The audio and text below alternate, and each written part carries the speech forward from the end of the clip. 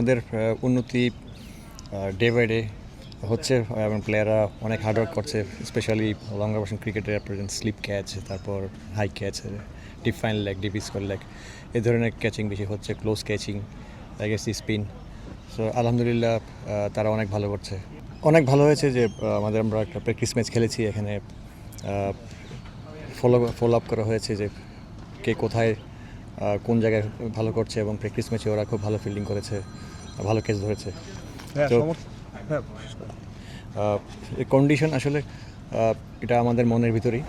আমি যত কুইকলি পৃথিবী যে কোনো জায়গাতেই যত কুইকলি আমি অ্যাডাপ্ট করতে পারবো, এটা নিজের জন্য ভালো। আমরা অনেক আগেই এসেছি এখানে, এবং প্লেয়াররা এটার সাথে অ্যাডাপ্ট করার চেষ্টা করছে, এবং অনেকটা হয়ে গেছে। আমি বলবো যে 90% অ্যাডাপ্টেবিলিটি হয়ে গেছে ওদের। আলহামদুলিল্লাহ আমাদের প্লেয়াররা মানসিকভাবে প্রস্তুত খেলা টেস্টে লড়াই করার জন্য। আর ক্রিকেট আপনারা জানেন যে এটা গোল বলে খেলা।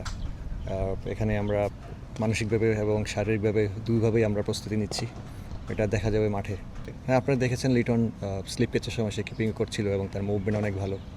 আলহামদুলিল্লাহ। না, অ্যাকচুয়ালি খেলাটা হলো আপনার কুকাবুরা বলে, এখানে নামের কোনো পরিচয় নেই। আর আপনারা দেখবেন আমাদের প্লেয়াররা অনেক এক্সপিরিয়েন্স, অনেক দিন ধরেই টেস্ট ক্রিকেট খেলছে, এবং তারা জানে কাকে কীভাবে কখন মোকাবেলা করতে হয় এবং কীভাবে ক্রিকেটটা খেলতে হয়।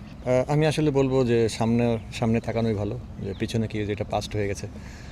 আলহামদুলিল্লাহ, দেখা যাক সামনে কী হয়। সবচেয়ে বড় ব্যাপার সেটা হলো কনসেন্ট্রেশন ধরে রাখা।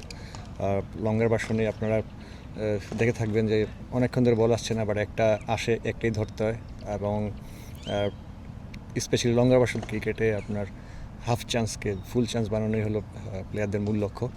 তো এখানে আমাদের প্লেয়াররা সজাগ থাকবে এবং সজাগ আছে, এটা নিয়েই কাজ চলছে, কনসেন্ট্রেশন কীভাবে বৃদ্ধি করা যায়। Thank you.